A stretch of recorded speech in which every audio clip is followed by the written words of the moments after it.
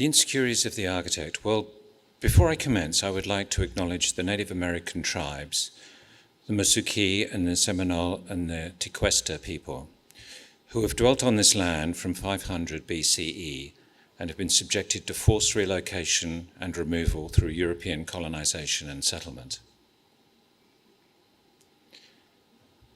I would like to begin this talk about the insecurities of the architect with a quote from the British academic and author Keelan Malik. "The paradox of science is that its success in understanding nature has created problems for its understanding of human nature. Whereas the pre-scientific world viewed the universe as full of purpose and desire, the scientific revolution transformed nature into an inert, mindless entity." My presentation is in 3 sections. Firstly, a little about the immeasurable. Then I'm going to revisit the story of the Tower of Babel. And finally, bridges, where I'm going to briefly show the 2 projects that Jeremy mentioned. First section, immeasurable. Part 1, insecurity.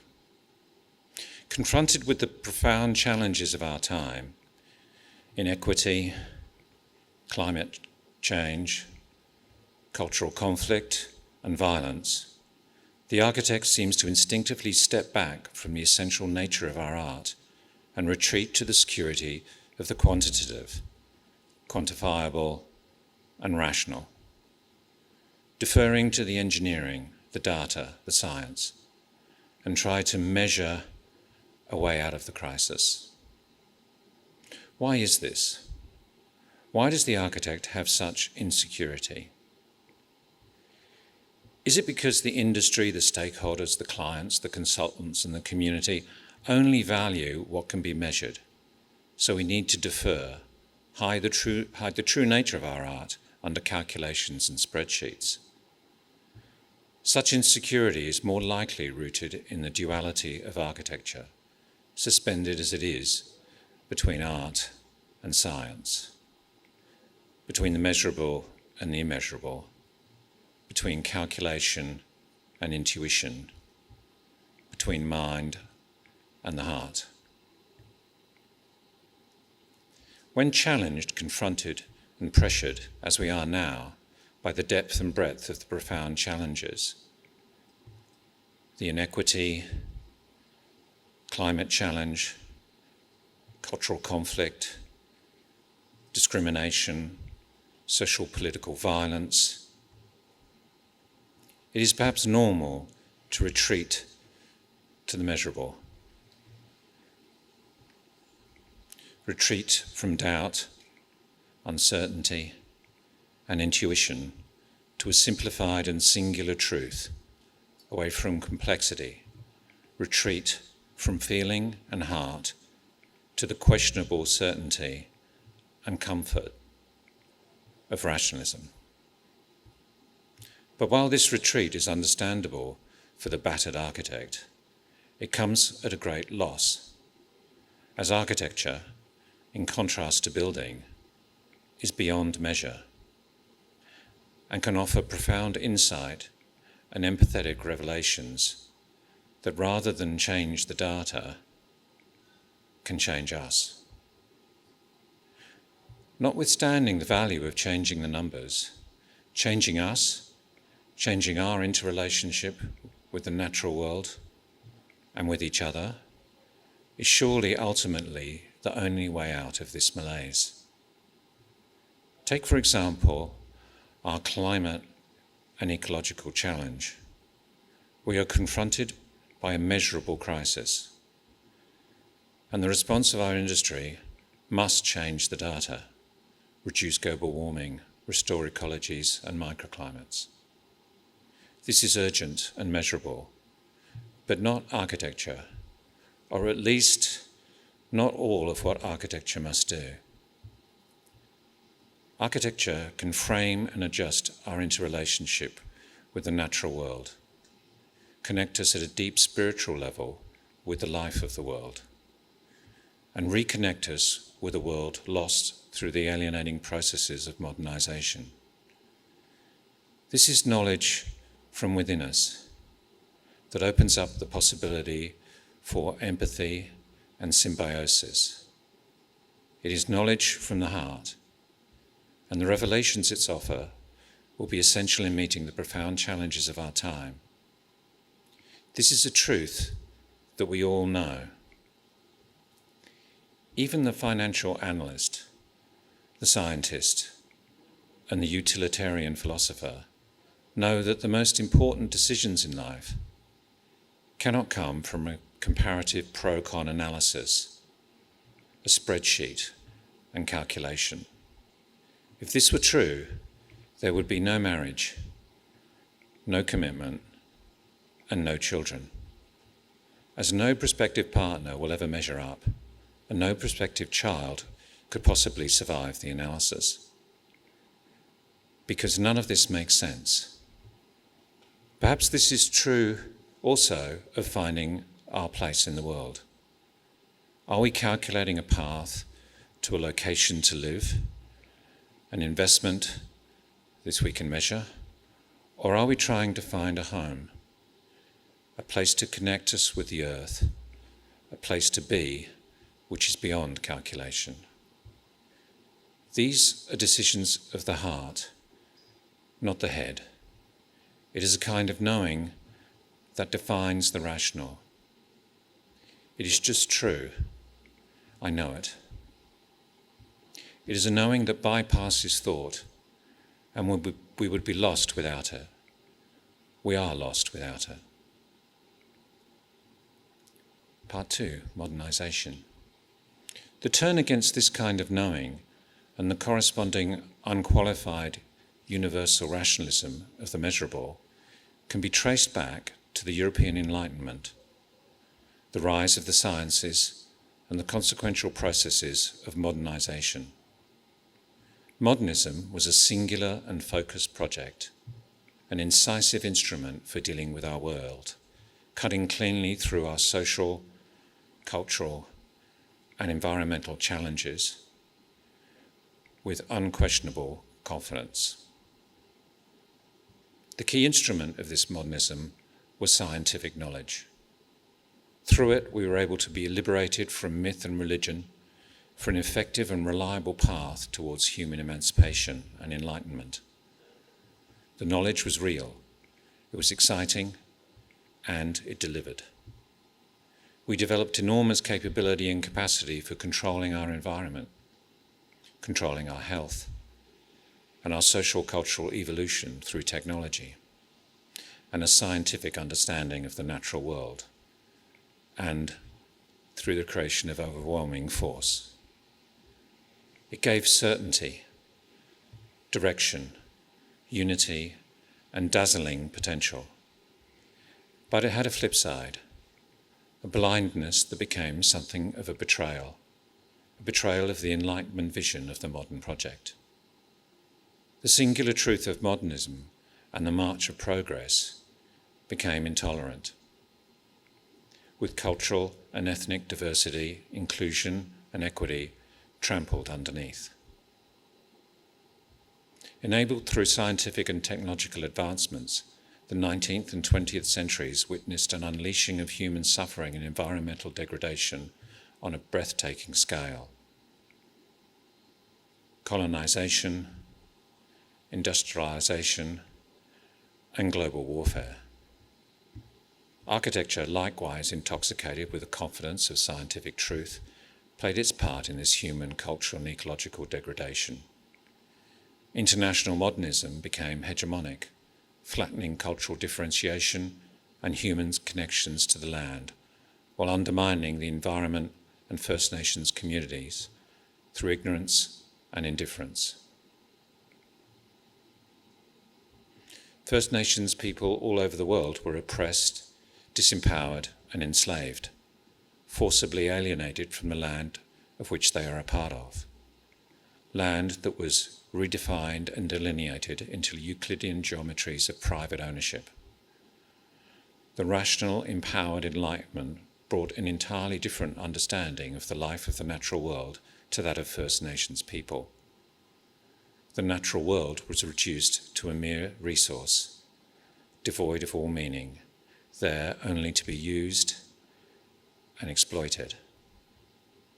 The forcible alienation of First Nations people was complemented by a slow and insidious sense of alienation in the colonisers themselves, who forever struggled to form a meaningful interrelationship with the land they occupied, used up, and degraded.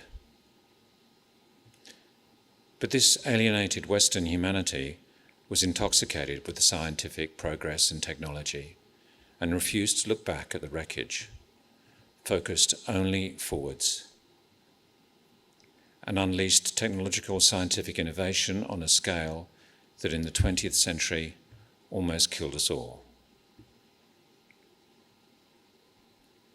3. Care and fragments. Modernisation and progress, universalisation, calculations and innovations are indifferent and ultimately blind to the cultural complexity of the world.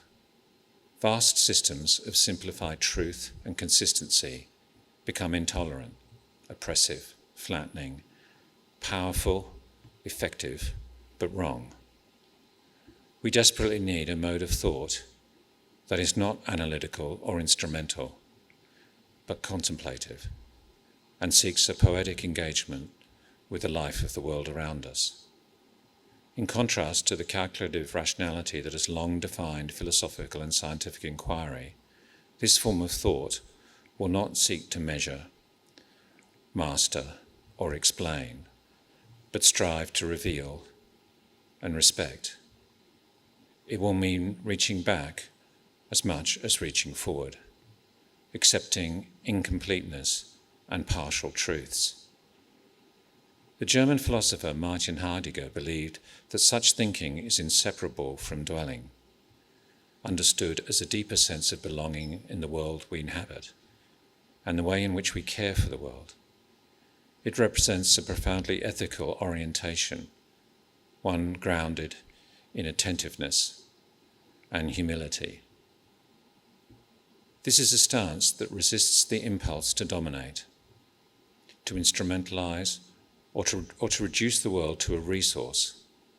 Instead, it calls for a renewed awareness of the ontological depth of our surroundings, an understanding of architecture not merely as a production of form or calculations of performance, but as a way of belonging. We need restorative architecture that can begin to repair the damage, not through universal systems of calculation, important and essential as they are. These are the works of engineers and scientists. The repair offered by architecture is more poetic in nature. It can begin to restore our broken cultural interrelationships and the life of the world around us. We live in an uncertain and unknowable world. We need actions that are founded upon an acceptance of diverse and partial knowledge. Perhaps we need to think more in terms of fragments of understanding, of knowledge, which give limited insights, limited knowledge, and perhaps limited actions, rather than comprehensive, all-encompassing meta-theories which collapse inwards upon us. Such fragments might seem a little like islands, restorative and protective epistemological islands, not vast ambition and global systems of knowledge, but a series of fragments that can be joined, bridged, and connected. Architecture, in its essence, is the promise of such symbiotic bridges of interconnection with the life of the natural world and with each other. Architectural bridges of cultural atonement and restoration.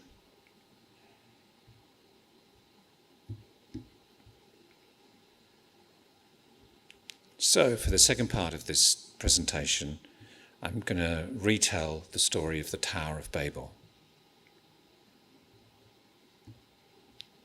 with a quote beginning from Franz Kafka. If it had been possible to build the Tower of Babel without climbing it, it would have been permitted. The Abrahamic religions, Judaism, Christianity, and Islam, share a common spiritual source, tracing their spiritual lineage back to the patriarchal Abraham. The story of Babel is central to the Abrahamic religions and is founded in the Jewish text of Genesis, from which it is shared by Christianity and Islam. And I'm briefly going to retell this parable in 4 parts. Part 1, the tower. Come, let us build ourselves a city with a tower that reaches to the heavens, so proclaimed the people of earth. The biblical Tower of Babel, perhaps constructed over 4,000 years ago in the city of Babylon, is in what we now know as Iraq, and it may be the first attempt to find an architecture that could scrape the sky.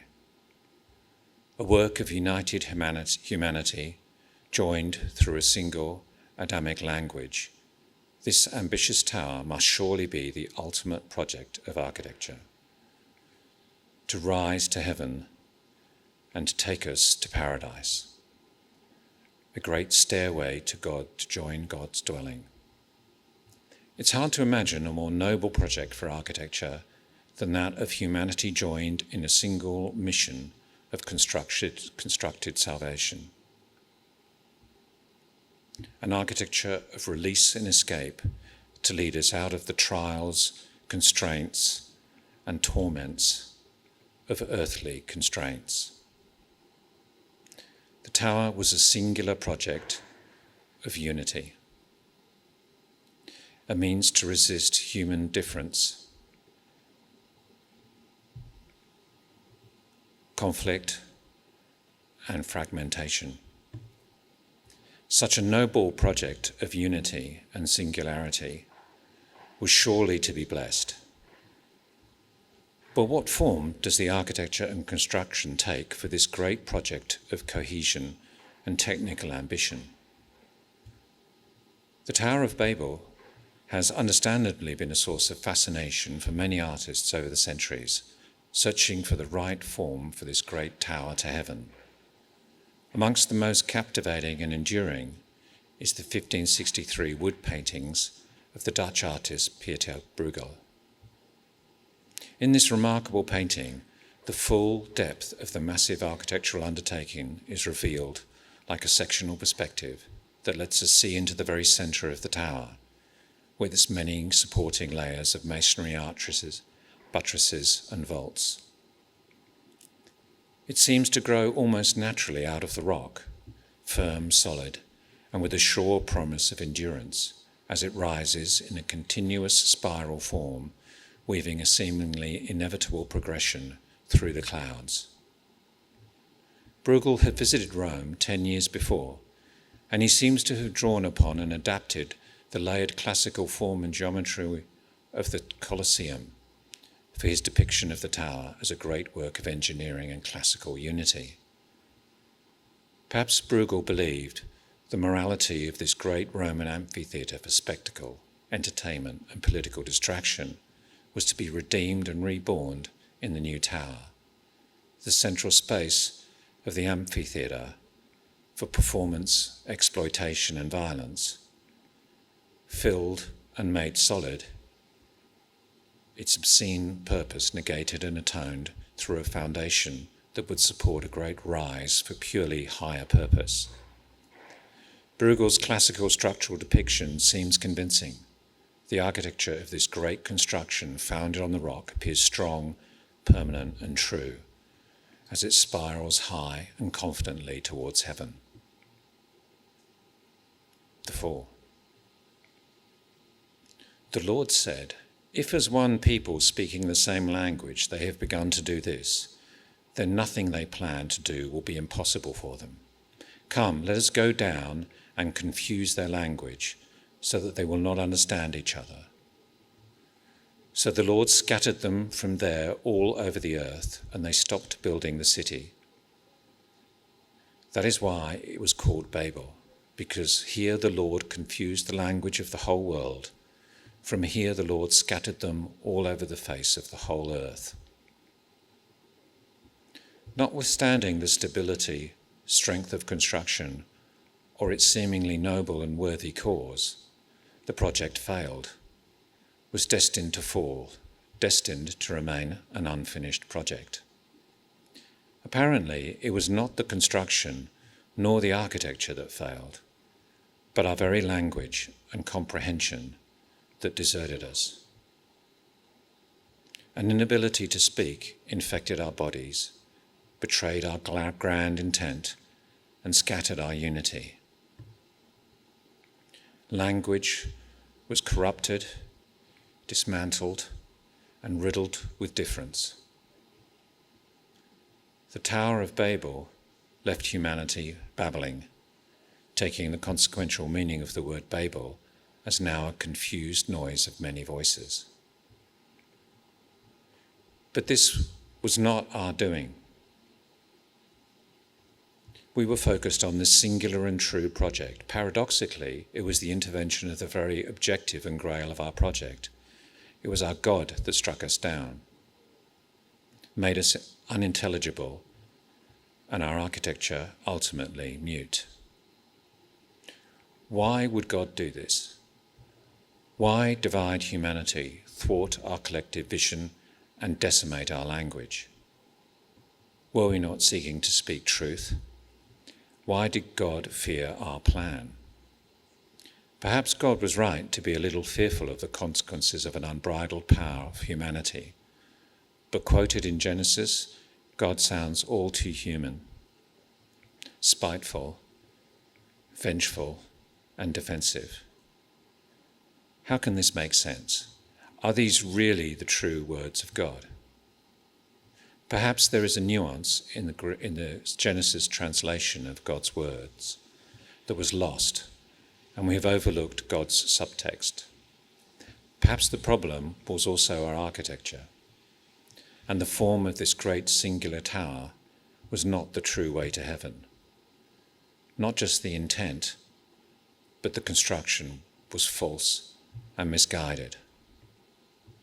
Perhaps it was the architecture that should have fallen, been broken into pieces and scattered all over the earth.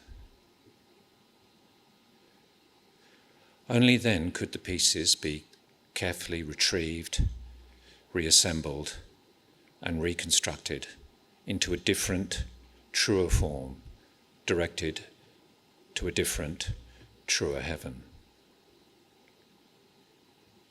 Translation. Confronted with our unlimited ambition and this dangerous tower project, God robbed us of our singularity and condemned us to languages of difference, dispersion, and entropy. Perhaps God was not merely blinded by frenzy, fear, and fury, but was giving us a difficult, Zen-like lesson that required us to grow and to learn. We were condemned to babble in order to learn how to speak again, to find a language out of difference rather than singularity, and thereby find a way to speak difficult truths. But paradoxically, this lesson was lost in the translation of God's words.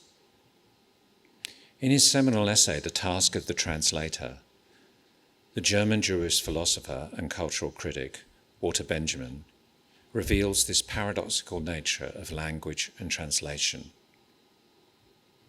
Fragments of a vessel which are to be glued together must match each other in the smallest detail, although they need not be like one another. In the same way, a translation, instead of resembling the meaning of the original, must lovingly and in detail incorporate the original's mode of signification, thus making both the original and the translation recognizable as fragments of a greater language, just as fragments are part of a vessel. In every one of them, a whole, one and the same thing is meant. Yet this one thing is achievable not as any single language, but only as the totality of their intentions supplementing one another, a pure language. We can only speak again through an inclusive, pure language of differences. Likewise, our architecture and form must be reassembled and reconstructed from difference. The forced forms of universalization of the classical Tower of Babel were fatally flawed. The very reach towards heaven through an uncompromising form of the tower, away from the earth, was flawed and misdirected. This was not the way to heaven. But our mistake is understandable. The tower form is alluring, beautiful, and beguiling. Its singularity, its insolence, and perfection are hard to resist.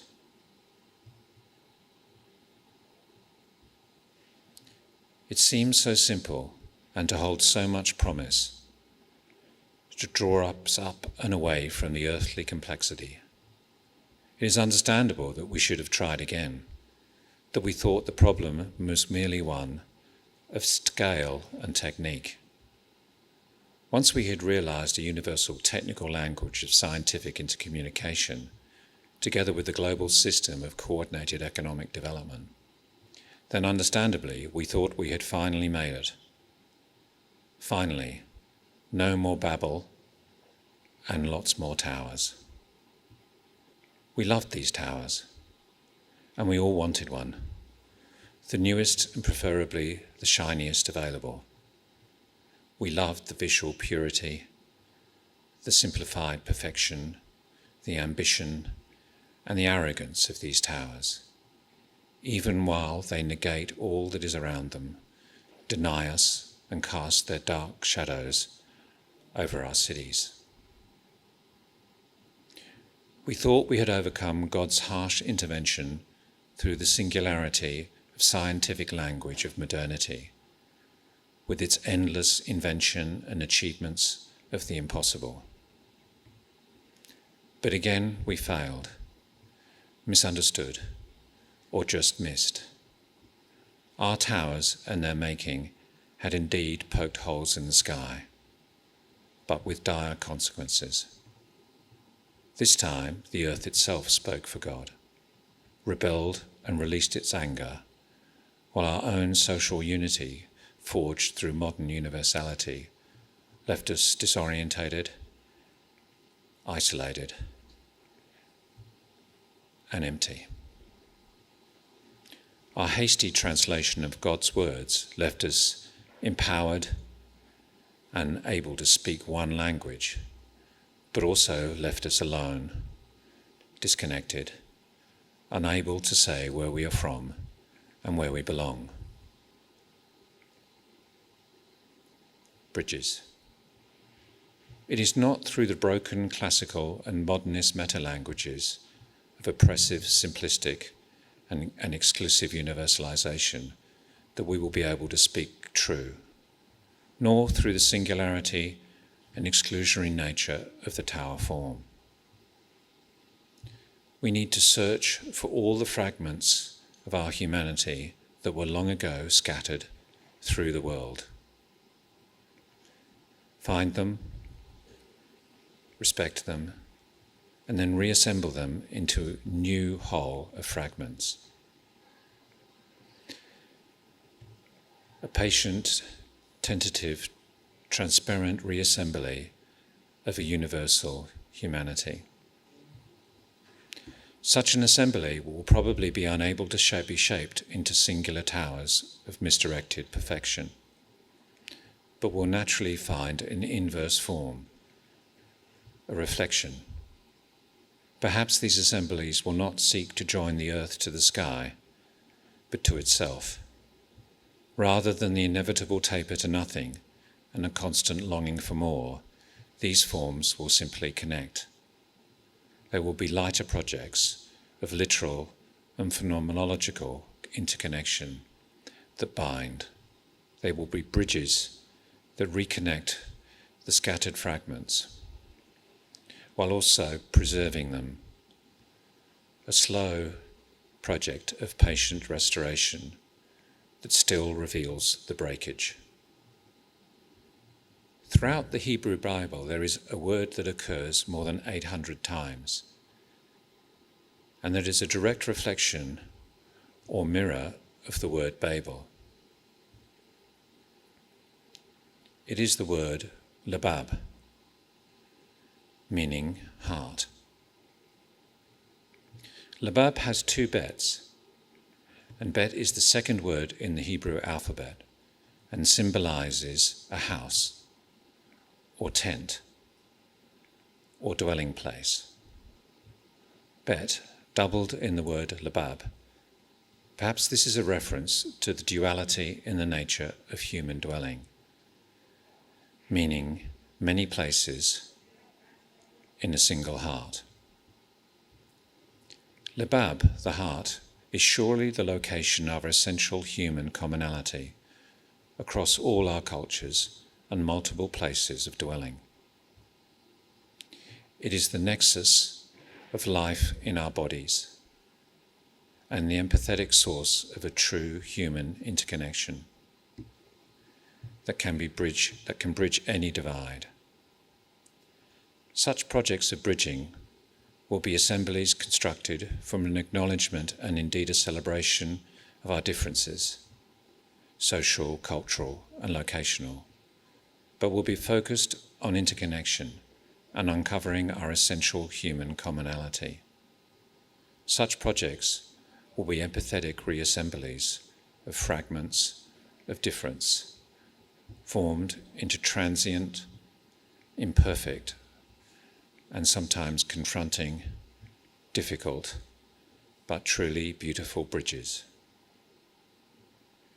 These bridges of labab will be challenging, patient, slow architectural projects of social cultural repair and reconciliation, projects of social equity, community, and projects that begin to repair the life of our damaged world.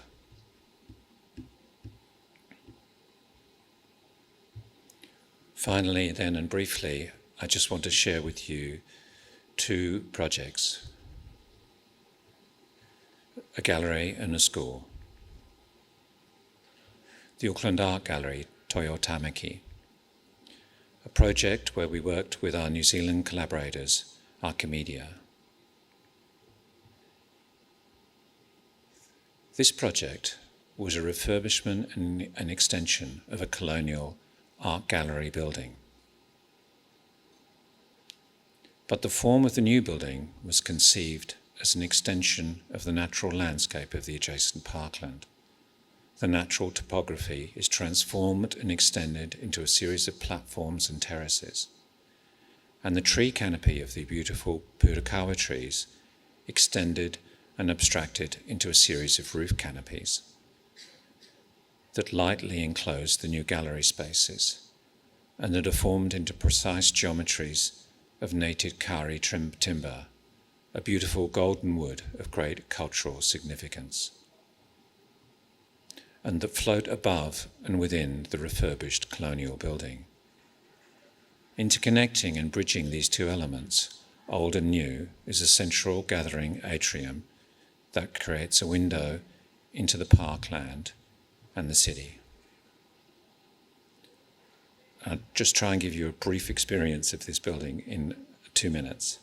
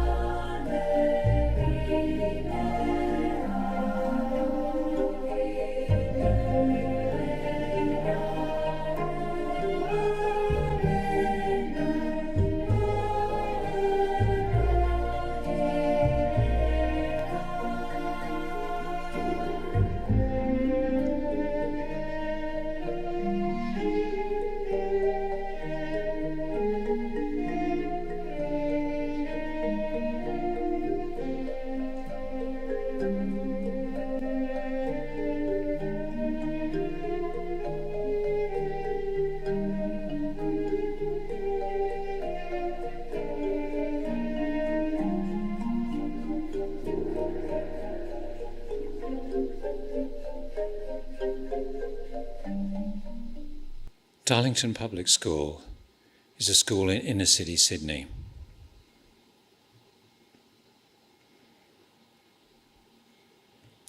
And Darlington is characterised by industrial warehouses and railway workshops that find a form in the classrooms of the new school, and a corner school community hall that addresses the church and pub across the corner, and a series of small-scale support spaces which mirror the scale of the workers' cottages of Darlington.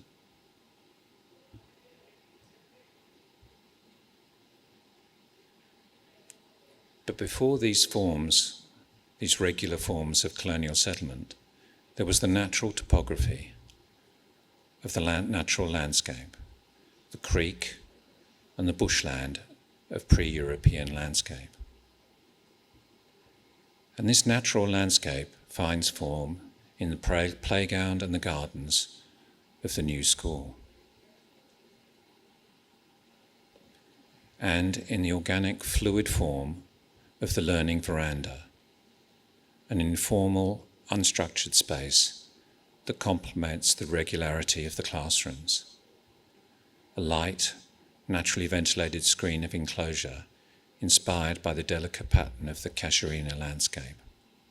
These two forms and architectures are bridged and interconnected to approach a unity, independence and cultural inclusivity essential to the spaces of learning in the school.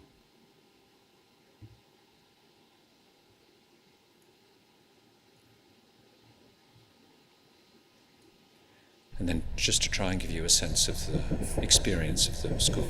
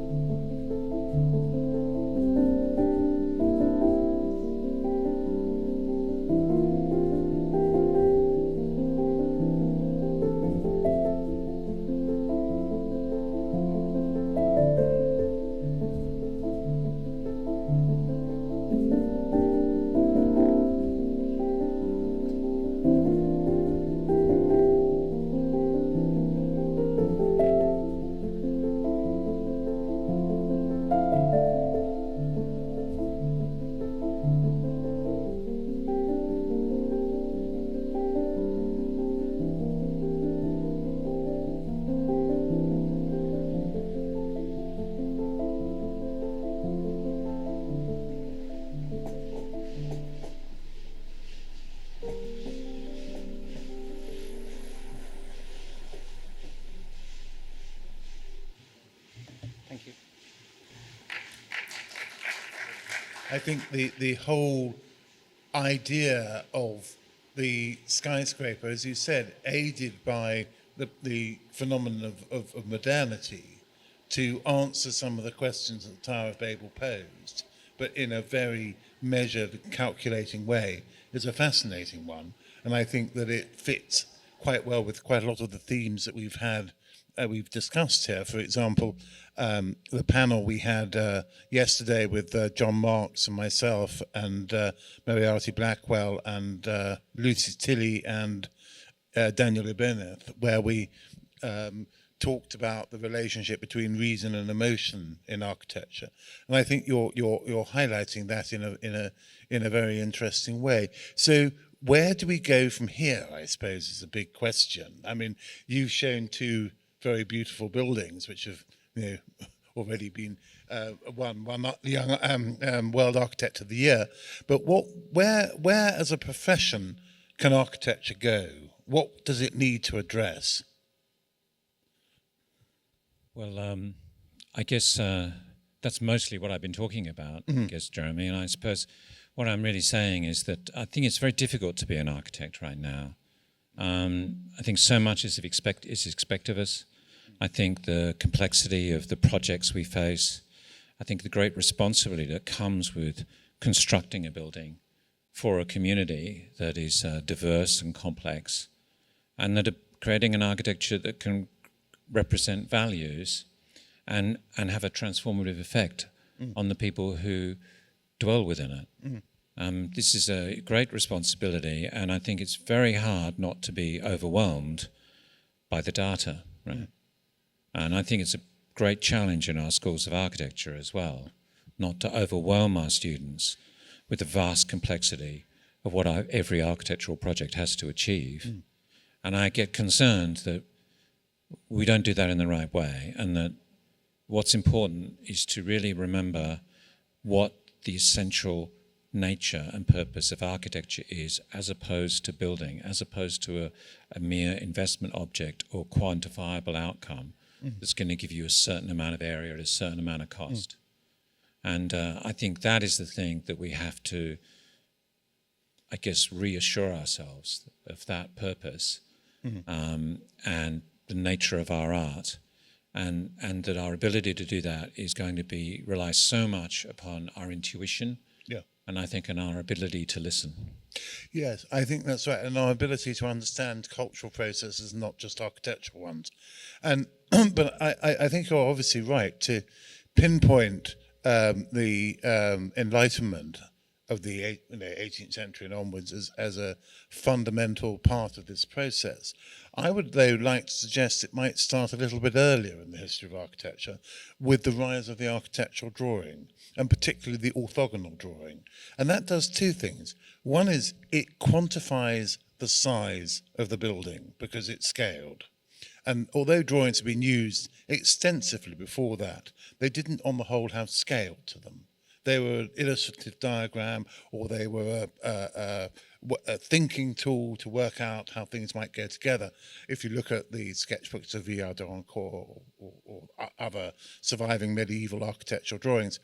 But with the orthogonal drawing, which comes in the Renaissance and of course was not first used, but used almost exclusively by Palladio, you get this separation of measurement and design from making. And I suppose what I'm coming to here is, do you think there would be a role in this, however impractical it sounds, to re-engage with craft? I mean, this is what people in the 19th century thought, that, if we can, William Morris, not my favourite, but someone who clearly thought that, and what a craft does to work. I mean, you must have used very sophisticated craftspeople, at least on the Auckland building, probably in the school as well. Working with a material gives you a tangible feedback that it is intuitive and isn't measurable. Do you think that might be something that we should look at again? Yes, certainly. And there's a couple of things there, Jeremy, because one of the things you're highlighting is the instruments that we use are not neutral. Yeah. Right?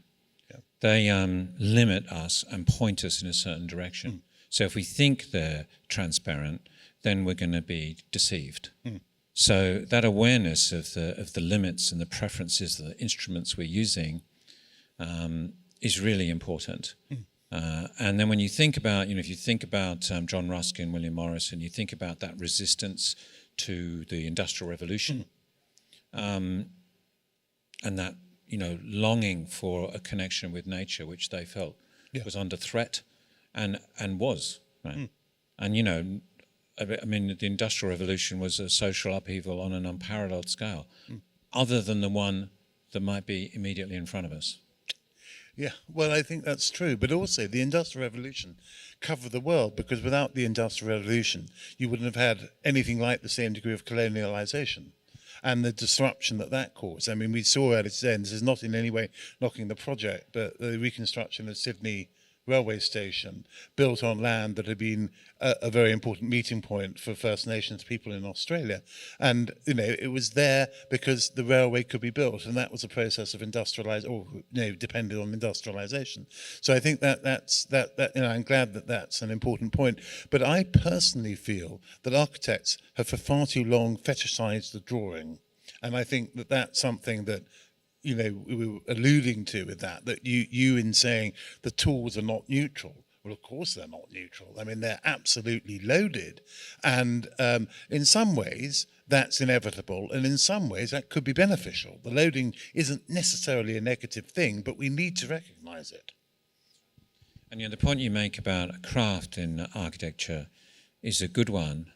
But we're also facing alienation in that connection to the making, right? Because some of the amazing things that we're able to achieve now, because of the advanced engineering and advanced cutting techniques and the incredible speed of production, is based upon the withdrawal of humanity from that production itself and that automation. So in a way, we achieve complex patterns of William Morris, but there's no human hand involved at all. So it's then this is like a huge kind of deception in a way that is in front of us, right? And of course, our technology in the form of AI and so on is going to do that in a profoundly effective way. Absolutely, because for William Morris, the problem was separation of the hand and the brain, and that's why the old English Labour Party thing was workers by hand and by brain should unite. But what AI will make not just the hand redundant, but the brain redundant as well, potentially, and that could be quite significant. So how can we humanize, I suppose would be the right word, the process of making, even if we're using very advanced technologies for doing it? I think it's a pretty big question, and it's a massive challenge, and it's almost impossible to stop it, right? And that really, my view is, all you can do now is partial things.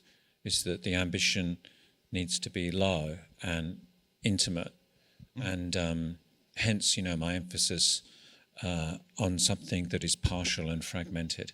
And if enough of that is happening, then these things can be joined together. Sure. Otherwise, thinking about it in these broad sweeps is self-defeating.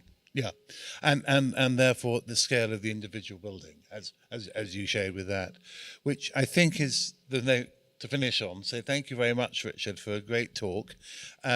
We've now, those of you who are going to the gala dinner, we have to get out of the hall quite quickly, I understand, and you go out of the door, the closest door to here, out of the hall, and indeed out of the building and around to the other side of the building, Washington Avenue, where the gala dinner is going to be held, and that starts with the drinks at 7 o'clock.